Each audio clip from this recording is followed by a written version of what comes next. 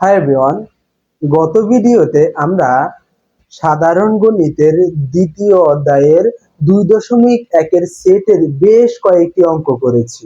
এটা ছিল আমাদের নবম দশম শ্রেণীর সেট অধ্যায়টা।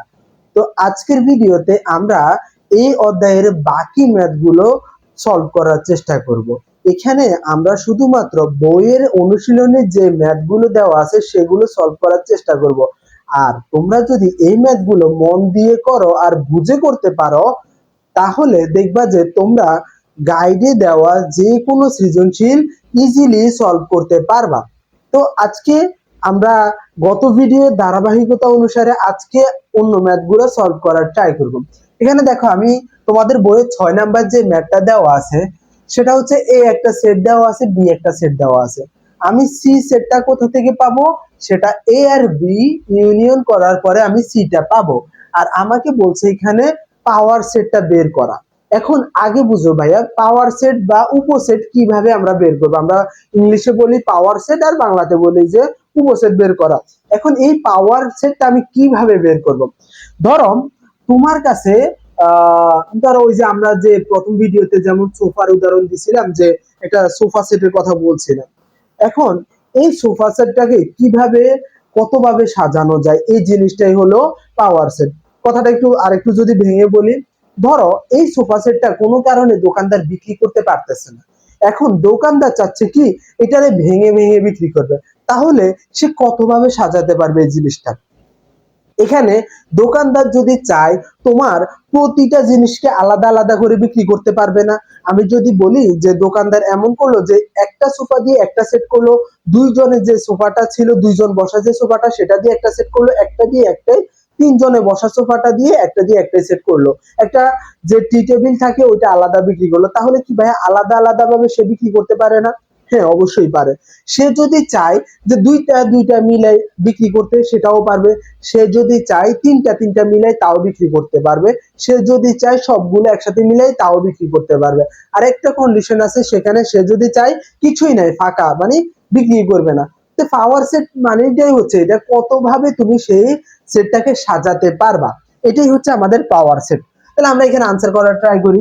প্রথমে আমাকে তো ভাইয়া power set, power of C বের করা লাগবে, তাই না? সি এর পাওয়ার সেট। এখন আমি সি কোথা থেকে পাবো? তাহলে সি আমরা আবার এ আর বি ইউনিয়ন করার পরে পাবো, তাই না?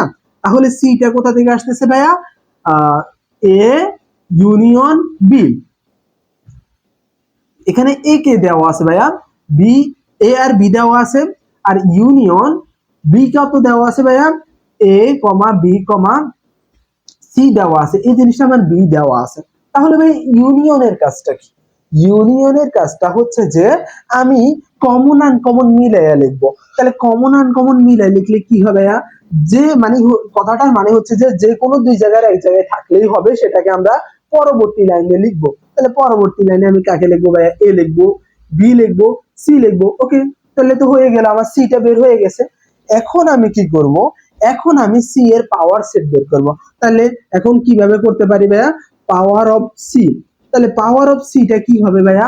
এই যে সেটটা, এটা কতভাবে বানাতে পারবা? একটু আগে বলছিলাম একটা দুইটা তিনটা করেও বানাতে পারি। তাহলে কতভাবে বানাইতে পারতেছি ভাইয়া? শুধু এ নিয়ে একটা করতে পারতেছি ভাইয়া, শুধু বি নিয়েও করতে পারতেছি, শুধু সি নিয়েও করতে পারতেছি। এরপর আমি কি পারি ভাইয়া? এ আর বি নিয়েও তৈরি করতে পারবো।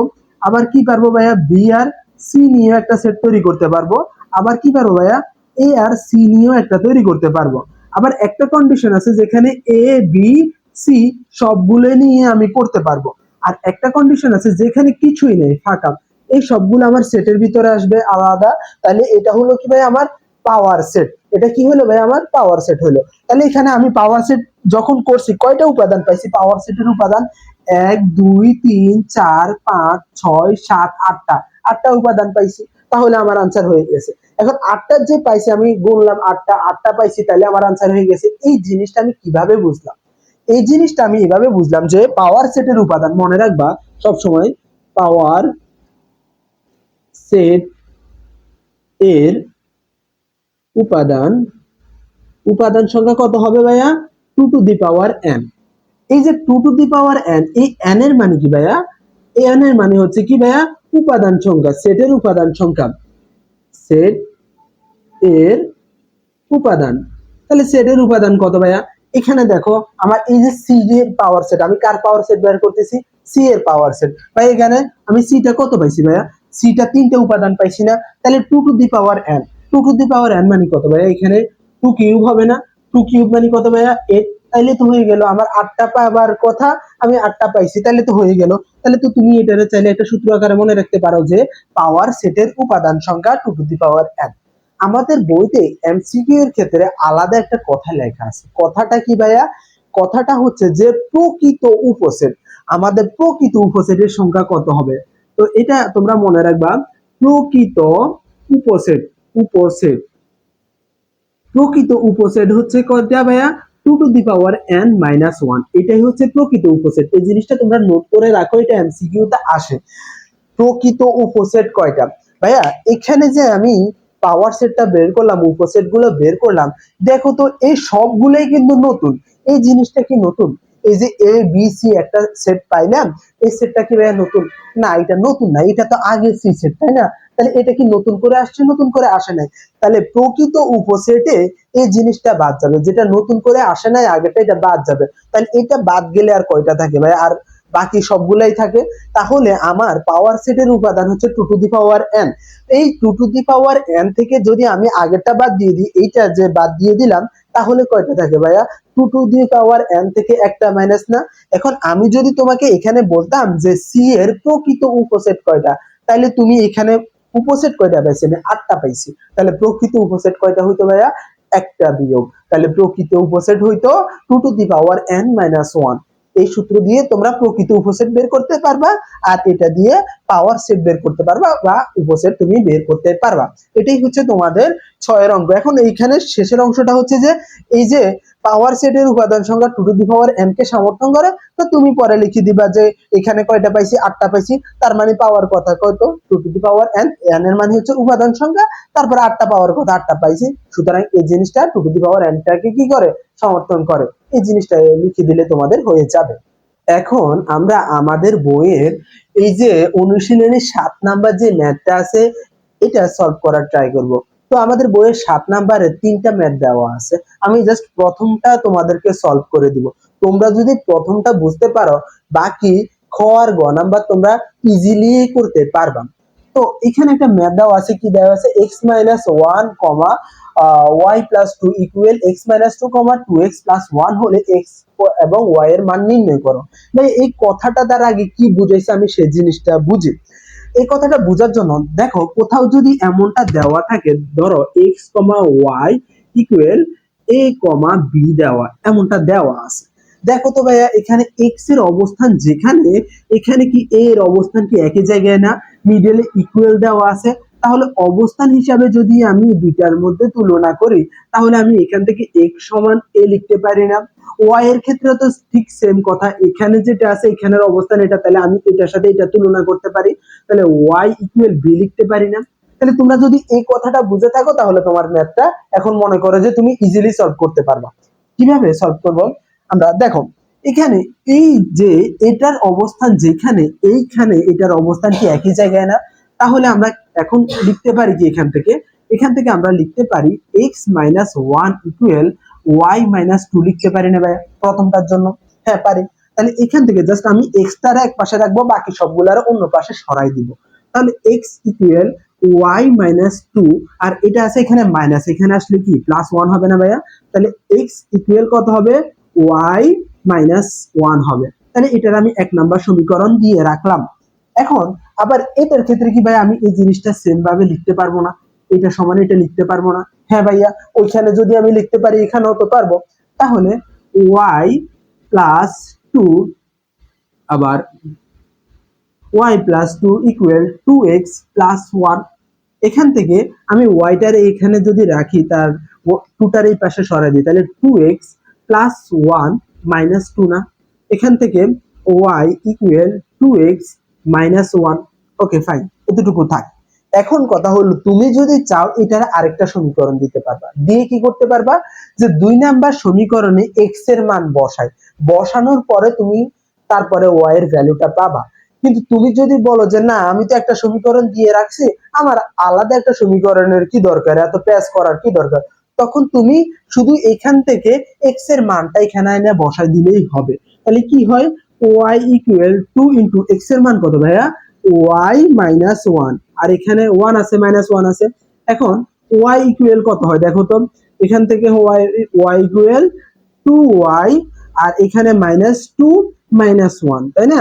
এখন এটারে এই পাশে নিয়ে আসি, তাহলে ওয়াই মাইনাস টু ওয়াই হয় না ভাই, এখানে আছে প্লাস, এই পাশে আসলে কি হবে, মাইনাস হবে। আর এখানে টু ওয়াই আর minus one, sorry sorry, minus two আর মাইনাস ওয়ান মাইনাস থ্রি হয় না? তাহলে এখান থেকে দেখো তো ভাইয়া, একটা প্লাস ওয়াই আছে, এটা থেকে মাইনাস দুইটা ওয়াই গেছে, তাহলে কত থাকে ভাইয়া, মাইনাস ওয়াই থাকে না, ইকুয়াল মাইনাস থ্রি না?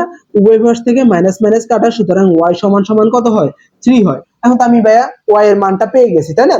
এখন এই ওয়াই এর মানটা যদি আমি 1 নং সমীকরণে বসাই, তাহলে তো আমি এক্স এর মান পেয়ে যাব, তাই না? তাহলে ওয়াই এর মান 1 নং সমীকরণে বসাই। এখন এখন ওয়াই এর মান 1 নং এ বসাই। আচ্ছা, বসাইলে কি পাবো ভাইয়া, 1 নং এ বসাইলে আমি পাচ্ছি যে 1 নং কি ভাইয়া, X minus X equal Y, Y এর জায়গায় কত হবে ভাইয়া, ওয়াই এর জায়গায় থ্রি হবে না, থ্রি, আর এখানে আছে মাইনাস ওয়ান, তাহলে সুতরাং এক্স সমান কত হচ্ছে ভাইয়া, এক্স সমান টু হচ্ছে না? সুতরাং আমি কি লিখতে পারি, এক্স কমা ওয়াই ইকুয়াল কত লিখতে পারি ভাইয়া, লিখতে পারি যে টু কমা থ্রি। তাহলে তো হয়ে গেল আমার এক্স আর ওয়াই এর মান। এটা তো ম্যাথ, এটা সমাধান, দেখছো কত ইজি, কত ইজিলি সলভ করা যায়। এখন আমরা যে ম্যাথটা দেখব সেটা হচ্ছে আমাদের বইয়ের অনুশীলনীর 8 নাম্বার ম্যাথটা। তো এই 8 নাম্বারে তাও 3টা ম্যাথ দেওয়া আছে, আমি এখান থেকে জাস্ট খ নাম্বারটা তোমাদেরকে সলভ করাই দিব। তুমি যদি খ নাম্বারটা সলভ করতে পারো, বাকি দুইটা এমনিতেই সলভ করতে পারবা। তবে সলভ করার সময় মাথা ঠান্ডা করে বোঝার চেষ্টা করো যে ভাইয়া কোনটার পরে কি করতেছি, কিভাবে কি করতেছি। এখানে হচ্ছে যে আমাকে বলছে গুণ করা, দুইটা সেট আমরা কিভাবে গুণ করব। তো এখানে একটা প্রবলেম দেওয়া আছে, প্রবলেমের মধ্যে এ একটা সেট দেওয়া আছে, বি একটা সেট দেওয়া আছে, দেন সি একটা সেট দেওয়া আছে। এখন আমাকে প্রথমে কি করা লাগবে, এ ইন্টারসেকশন বি করা লাগবে, তার সাথে আমাকে সি সেটের কি করা লাগবে, গুণ করা লাগবে।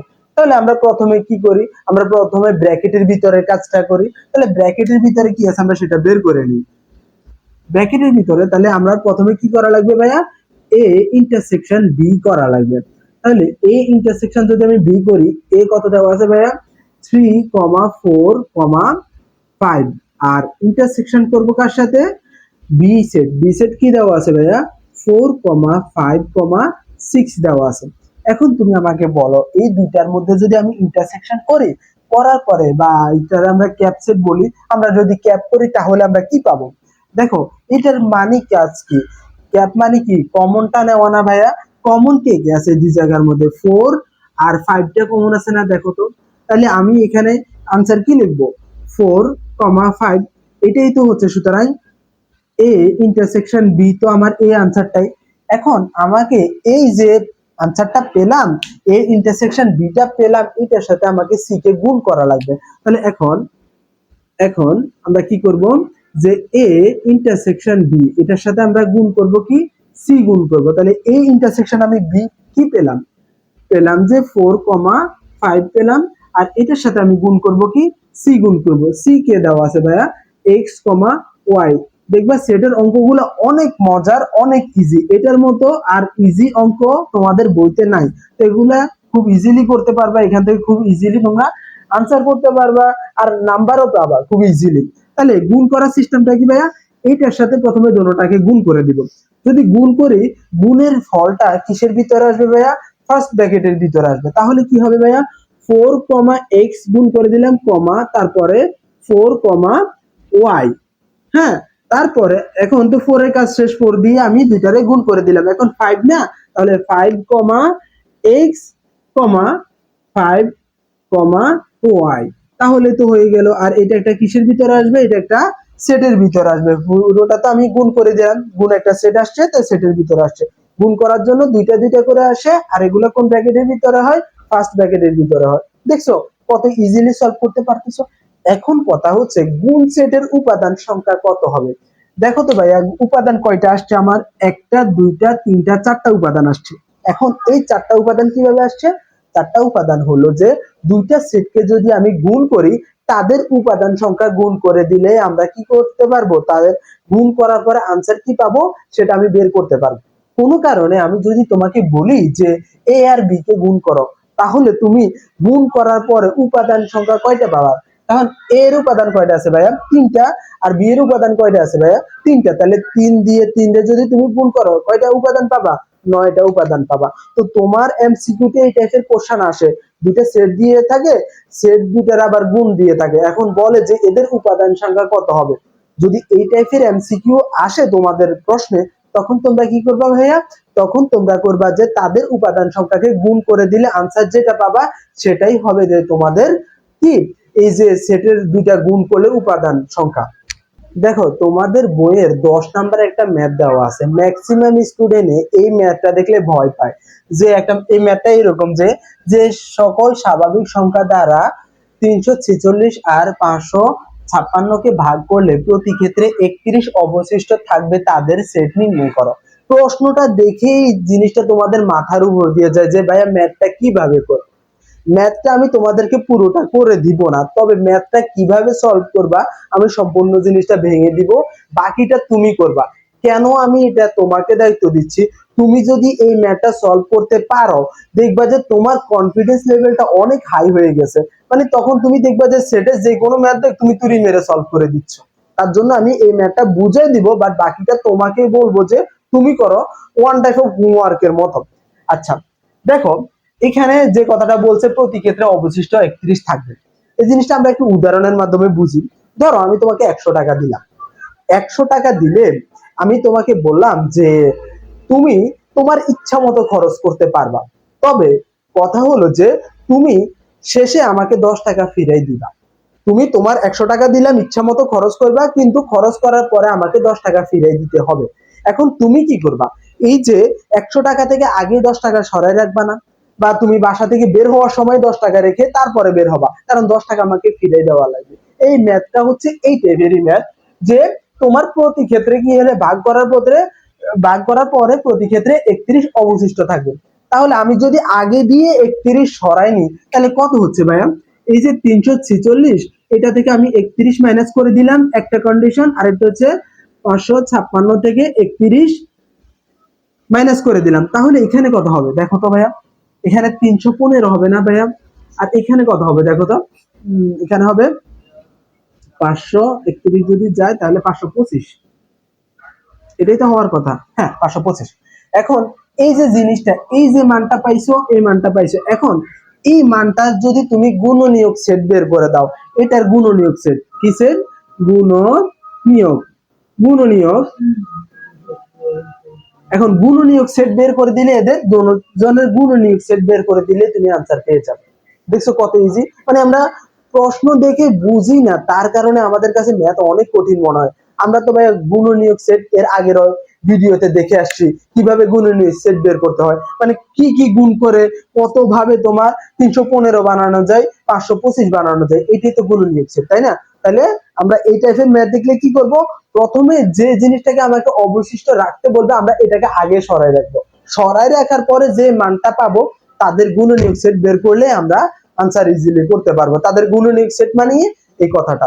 তো এই যে বাকি জিনিসটা, এটা তোমাদের ধরে নাও যে SW, এটা তোমরা করে ফেলবা, করে তারপরে দেখবা যে তোমাদের আনসার মিলে, দেখবা যে মিলতেছে কিনা, দেখবা যে মিলে গেছে, এটাই হবে আনসার। এখন আমরা যে ম্যাথটা দেখবো সেটা হচ্ছে আমাদের বইয়ের ব্যঞ্চিত্র টাইপের ম্যাথ গুলা, যে ব্যঞ্চিত্রের মাধ্যমে প্রমাণ করো, ব্যঞ্চিত্রের মাধ্যমে দেখাও। এখন কথা হলো ভাইয়া, এই ব্যঞ্চিত্র জিনিসটা কি? ব্যঞ্চিত্র জিনিস বুঝার আগে আমি তোমাকে শর্টকাট একটা উদাহরণ দিই বুঝার জন্য।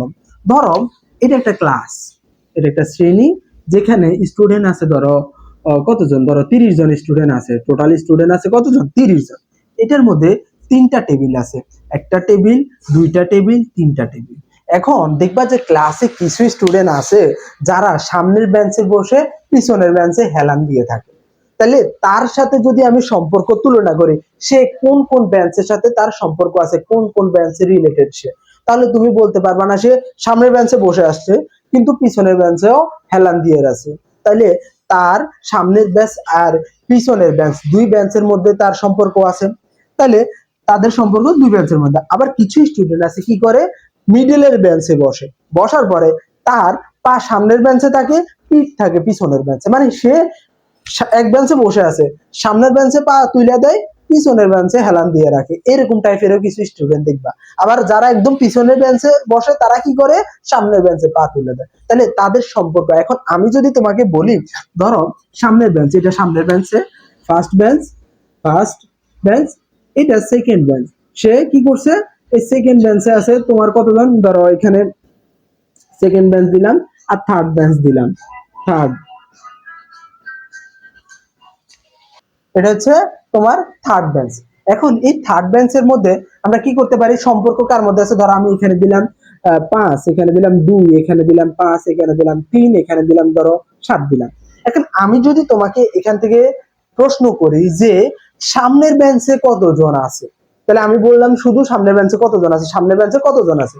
তো সামনের বেঞ্চে যদি কতজন থাকে বলি, দেখো তো ভাইয়া এই সামনের বেঞ্চের স্টুডেন্টটা কি মিডলের বেঞ্চের সাথে হেলান দিয়ে রাখছে না, তাহলে সে কি আছে, এই এরিয়ার ভিতরে পড়তেছে। তাহলে এরিয়ার ভিতরে যখন পড়তেছে তখন সে এখানেও আছে এখানেও আছে, তাহলে কতজন আছে, 7 জন আছে।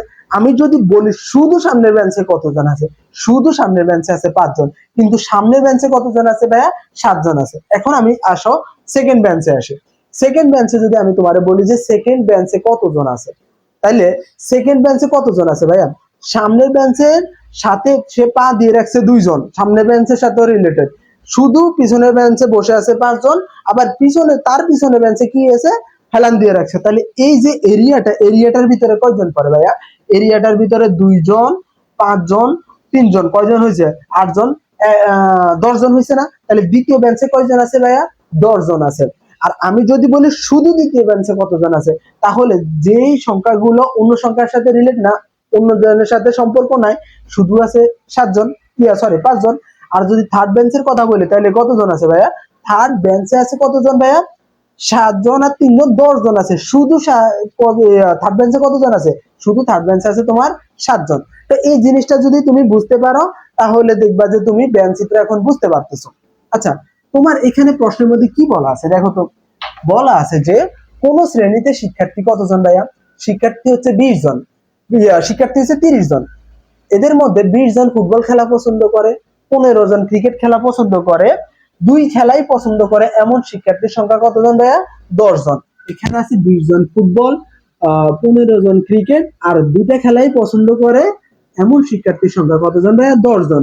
তাহলে কতজন শিক্ষার্থী কোনো খেলাই পছন্দ করে না সেটা নির্ণয় করতে বলছে। তাহলে আমি প্রথমে আনসার লেখার জন্য আমি তোমাদের সরাসরি ব্যাংক চিত্রের মাধ্যমে বোঝানোর ট্রাই করি। আচ্ছা, এই দেখো এটা ব্যাংক চিত্র দিয়ে দিলাম আমি। মনে করো এখানে এটাই মানচিত্র, ওইটা ক্লাসের মতো চিন্তা করো, এটাই ওই ক্লাসটা। টোটাল শিক্ষার্থী কতজন ভাইয়া, 30 জন শিক্ষার্থী না। এখন এই 30 জনের মধ্যে ভাইয়া ফুটবল আর ক্রিকেট খেলা কয়টা ভাইয়া, দুইটা। তাহলে ওইখানে ব্যাঞ্চ ছিল 3টা, তার জন্য আমি বৃত্ত দিছি কয়টা ভাইয়া, 3টা দিছি। এখানে খেলা কয়টা ভাইয়া, দুইটা, তাহলে বৃত্ত কয়টা দিব আমি, অবভিয়াসলি 2টা দিব। এখন দুইটা যে দিব দেখো, দুইটা খেলাই পছন্দ করে, মানে দুইটার মধ্যে আবার সম্পর্ক আছে। কিছু স্টুডেন্ট আছে তারা কি করে, দুইটা খেলাই পছন্দ করে, তাহলে তাদের মধ্যে একটা সম্পর্ক থাকবে। তাহলে দুইটা বৃত্ত যে ভাইয়া আমি দিব, এই দুইটা বৃত্তের মধ্যে একটা কমন জায়গা আছে যেখানে দুইটা শিক্ষার্থী আছে। তাহলে ব্যান চিত্রটা এরকম হবে না, চিত্রটা দেখতেন। হ্যাঁ, এখন কথা হলো যে আমাকে প্রথমে আমি কি করব, দুইটা খেলাই পছন্দ করে এমন কতজন আছে ভাইয়া, এমন আছে ভাইয়া 10 জন।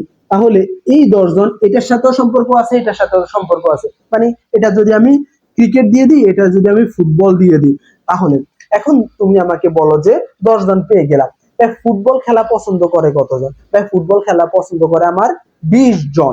আচ্ছা, 20 জন যদি ফুটবল খেলা পছন্দ করে, এই 10 জন ক্রিকেটে পছন্দ করে, ফুটবলও পছন্দ করে। আবার আমাকে এখানে বলা আছে যে 20 জন কিছু ফুটবল খেলা পছন্দ করে, এটা হচ্ছে কি, 20 জন ফুটবল খেলা পছন্দ করে। তো যে 10 জন ক্রিকেট খেলা পছন্দ করে, ফুটবলও পছন্দ করে, তাহলে কি তুমি তারে ফুটবলের ভিতরে নিতে পারো না? হ্যাঁ, অবশ্যই নিতে পারি। তাহলে এই হলো আরো 10 জন, তাহলে ফুটবল পছন্দ করে 20 জন, ভাই 20 জন কি তুমি পাইছো? হ্যাঁ ভাইয়া পাইছি, 20 জন হয়ে গেছে। আচ্ছা, ক্রিকেট পছন্দ করে কতজন ভাইয়া, 15 জন, যাদের 10 জন আবার ফুটবলও পছন্দ করে। তাহলে আর বাকি আছে কতজন ভাইয়া, বাকি আছে 5 জন। তাহলে তো হয়ে গেল। তাহলে এখানে খেলা পছন্দ করে টোটাল কতজন ভাইয়া? কোনো না কোনো খেলা পছন্দ করে 5 জন, 10 জন, 10 জন, তাহলে কতজন হলো? 25 জন। আর এখানে আসো 5 জন যারা কোনো খেলাই পছন্দ করে না। এখন ব্যানচিত্র থেকে তুমি বলতে পারবা না যে কোনো খেলাই পছন্দ করে না এমন শিক্ষার্থীর সংখ্যা কতজন? 5 জন। তো তোমাদের বইটি কিভাবে করা আছে জানো? করা আছে যে এই জিনিসটারে তোমার ধরো এটারে দিছে P1, এটারে দিছে P2, এটারে দিছে P3। তাহলে P1 এ লিখছে তারা কতজন? P1 সমান 5 জন, P2 সমান কতজন হয়েছে ভাইয়া? 10 জন, P3 সমান কতজন হয়েছে ভাইয়া? 10 জন। তাহলে টোটাল কতজন হয়েছে ভাইয়া? টোটাল খেলা পছন্দ করে P1 plus P2 plus P3 এমন, তাহলে কতজন হয়ে ভাইয়া? 25 জন। তাহলে খেলা পছন্দ করে না, খেলা পছন্দ করে না, পছন্দ করে না, করে না, তাহলে করে না কতজন? করে না হচ্ছে তোমার, তাহলে এস মাইনাস কত? S minus 25। তাহলে এস এর মান কত পাইলাম আমি? 30 না? 30 মাইনাস 25 তাহলে 5 জন। দেখছো এইভাবে তোমাদের বইতে ম্যাথ গুলো করা। তবে তুমি যদি ব্যান্ড চিত্রটা বুঝে থাকো তাহলে দেখবা বাকি জিনিসটা তোমার এমনিতেই তুমি করতে পারবে। তো এগুলাই ছিল তোমাদের সেট অধ্যায়ের পড়া, সেট অধ্যায়ের অঙ্ক। আশা করি তোমরা যদি ভিডিওটা বুঝে থাকো দেখবা যে সেটের মতো তুমি এখন বলবা যে ভাইয়া সেটের মতো এত মজার ম্যাথ, এত সহজ ম্যাথ কি আমাদের পরীক্ষায় দিবে? হ্যাঁ ভাইয়া দেয়। এগুলো এমসিকিউ তে দেয়, মাঝে মাঝে এগুলো কোথায় দিয়ে দেয়? তোমার সৃজনশীল প্রশ্নে দিয়ে দেয়, যেখান থেকে তুমি ইজিলি সৃজনশীলে দিলে 10 মার্ক এমনি পাবা, এমসিকিউ 2-3টা দিলে এগুলো এমনিই তুমি পাবা, তাই না? খুব ইজি ম্যাথ না? তো এগুলা এমনিতেই ম্যাথ উঠানো যায়, নাম্বার উঠানো যায়, সবকিছুই করানো যায়। তো তোমরা যদি বুঝে থাকো আগের ভিডিওটা এই ভিডিওটা, তাহলে আমি এতটুকু বিশ্বাস রাখতে পারি যে এই অধ্যায়ে আর তোমাদের কোনো সমস্যা হওয়ার কথা না। এখন তুমি জাস্ট বই খুলবা, কয়েকটা ম্যাথ সলভ করবা, তারপর দেখবা যে কোনো সৃজনশীল তুমি ইজিলি সলভ করতে পারতেছো। তো এটাই ছিল তোমাদের এই সেট। তো আজকের ভিডিওটা এখানেই থাক। তোমাদের সাথে দেখা হবে নেক্সট কোনো ভিডিওতে, নেক্সট অন্য একটা টপিক নিয়ে। তো সেই পর্যন্ত ভালো থাকো, সুস্থ থাকো, মন দিয়ে পড়াশোনা করো। আল্লাহ হাফেজ।